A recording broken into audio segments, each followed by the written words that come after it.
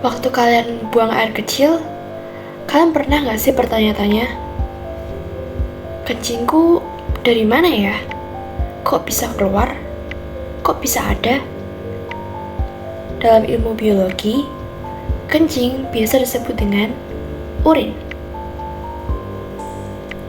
Yuk kita bahas. Eits, sebelum itu, mending kita kenalan dulu deh sama bagian-bagian dari nefron. Nah, di sini aku ada struktur ginjal. Kalau kalian lihat, itu kan ada bentuk kotak tuh. Nah, kalau bentuk kotak diperbesar itu kira-kira kayak gini.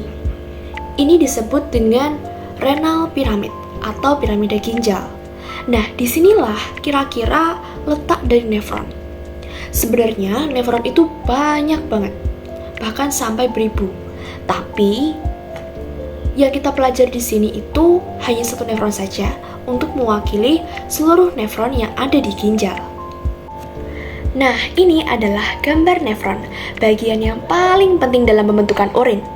Di sini, yang warna merah itu disebut dengan arteri renalis.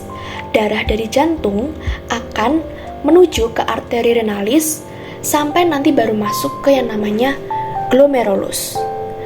Nah, tapi sebelum itu ada cabangnya dari arteri renalis, yaitu arteriola eferen dan juga arteriola aferen.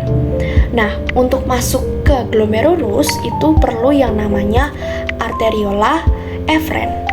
Baru nanti masuk ke glomerulus dan nanti lanjut lagi ke tubulus contortus proximal sampai dia ke bawah yang disebut dengan lengkung Henle berbentuk U.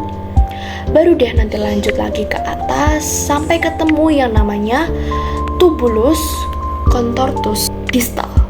Nah, di sini sampai yang bentuknya kayak bambu ini ya disebut dengan ductus collectivus.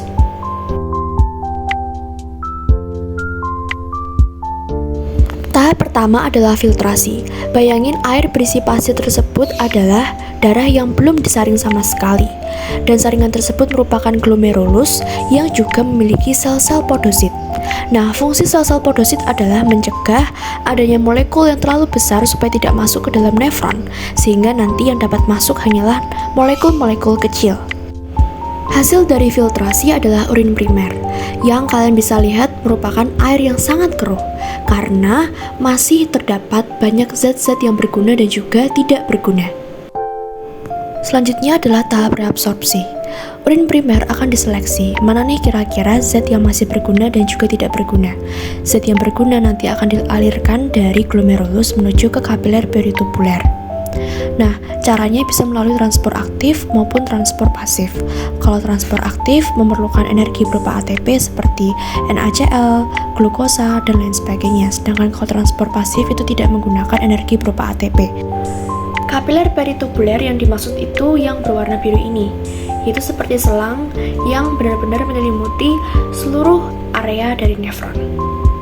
Seperti yang kita tahu, kapiler peritubuler berfungsi untuk menyerap zat-zat yang memang masih berguna bagi tubuh.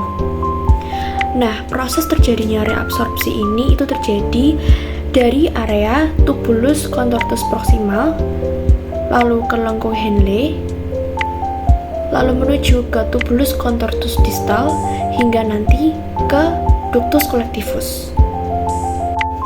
Ini adalah hasil dari tahapan reabsorpsi, yaitu urin sekunder. Kalau kalian lihat, di sini airnya sudah berkurang endapannya. Hal ini dikarenakan yang tersisa hanyalah zat-zat yang tidak berguna saja. Tahap terakhir yaitu augmentasi. Setelah tadi terciptanya urin sekunder, maka di tahap ini urin sekunder akan ditambahkan beberapa zat racun yang masih beredar dalam darah. Nah, proses pada tahapan ini dimulai ketika zat dari kapiler peritubuler akan menuju ke nefron. Tempat terjadinya proses augmentasi dan juga reabsorpsi itu sama, yaitu berada di tubulus contortus proximal, lalu ke lengkung Henle, lalu ke tubulus contortus distal, hingga ke ductus collectivus. Akhirnya, urinnya sesungguhnya sudah terbentuk.